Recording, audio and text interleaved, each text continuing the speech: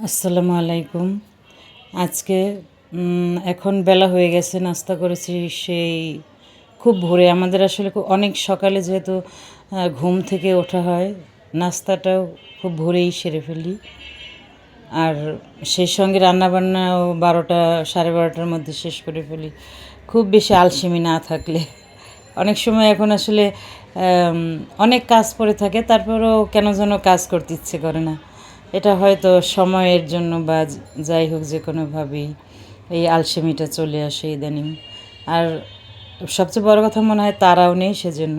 তো যাই হোক, আমি ভাত এবং ডাল বসিয়েছি। আজকে খুব বেশি একটা কিছু রান্না করব না, বেগুন ভাজি করব আর ডাল ভাত, তরকারি আছে, ভর্তা আছে, সেগুলোতেই চলে যাবে। তো আজকে আমার এই মিনি বাগানটার সঙ্গে আপনাদেরকে পরিচয় করিয়ে দেব। প্রথমে যে ক্যাকটাস গাছটা দেখিয়েছি, এটাকে আসলে মানি মানি প্ল্যান্ট বলে নাকি, আমি নামটা সঠিক জানি না। এই চারাটা আমার বোনের বাসা থেকে এনেছিলাম। তো আমি ভাবছি এটা হয়তো মরে গিয়েছে বা আর হবে না। তো বেশ 7-8 মাস পরে এটা থেকে আবার নতুন চারা গজিয়েছে, দেখে খুব ভালো লেগেছে। আর এটা হচ্ছে জাহাঙ্গীরনগর বিশ্ববিদ্যালয় থেকে গত বছর এনেছিলাম তিরিং বিরিং গাছ। সেই তিরিং বিরিং গাছে আবার এবছর একটা কলি ফুটেছে। আর এই গাছগুলো এত সুন্দর হয়েছে, বর্ষার পানি পেয়েছে। বা আমি আসলে কোনো সার ইউজ করি না আমার গাছে। ডিমের খোসা বা এই কলার খোসা এ ধরনের জিনিসপত্র দিয়ে থাকে, এ ধরনের যে জৈবিক সার, এগুলোই দিই। সারও করি না, ওটা জাস্ট নিয়ে টবের সামনে রেখে দিই। আর এই যে দেখেন আমার এই ফুলগুলো সারা বছর ফোটে, ভালোই লাগে। কোনো গন্ধ নেই, কিন্তু সুন্দর রং, এবং সারা বছর 2-4টা করে ফুটতে থাকে। এই যে আমার গত বছরের মতো উচ্ছে গাছ আবার এবছর হয়েছে। এগুলোকে সেই ছোট ছোট উচ্ছে নাকি বুঝতে পারছি না, উচ্ছেই হবে, কারণ আমরা বড় যে করলা বলে ওটা আসলে তেমন খাওয়া হয় না। আর এই যে দেখেন আমার বেলি ফুলের গাছের গোড়ায় ওই উচ্ছে গাছটা হয়েছে। আর এখানে ডিমের খোসা, কলার খোসা এগুলো দিয়ে রেখেছি। আর এটা হচ্ছে আমার লেমন গ্রাস গাছ। এটা মাঝে মাঝে স্যুপ করলে সেটার মধ্যে দেই, আবার আমি অনেক সময় চায়ের মধ্যে এনে দেই, কিন্তু চা এটা বেশি একটা গন্ধ ছড়ায় না। লেমন গ্রাস এই গাছের সুঘ্রাণটা এতই মোহনীয়, লেবুর মতো সুন্দর একটা স্মেল, খুবই ভালো লাগে। এটা দেখতে অনেকটা একদম ধান গাছের মতোই, ওভাবে একটু ধারালো এই পাতাগুলো।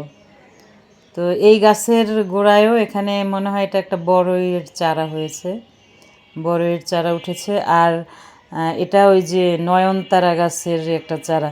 আমি এটা বুঝতে পারছি না, নয়নতারা গাছে সাধারণত ফুল হয়, কিন্তু কোনো ধরনের ফল, বীজ এগুলো দেখতে পাই না।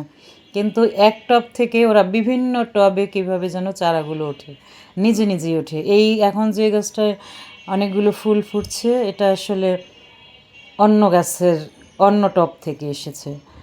আর এই যে আমার একটা বোম্বাই মরিচ গাছ আমার সাহেব লাগিয়েছিলেন।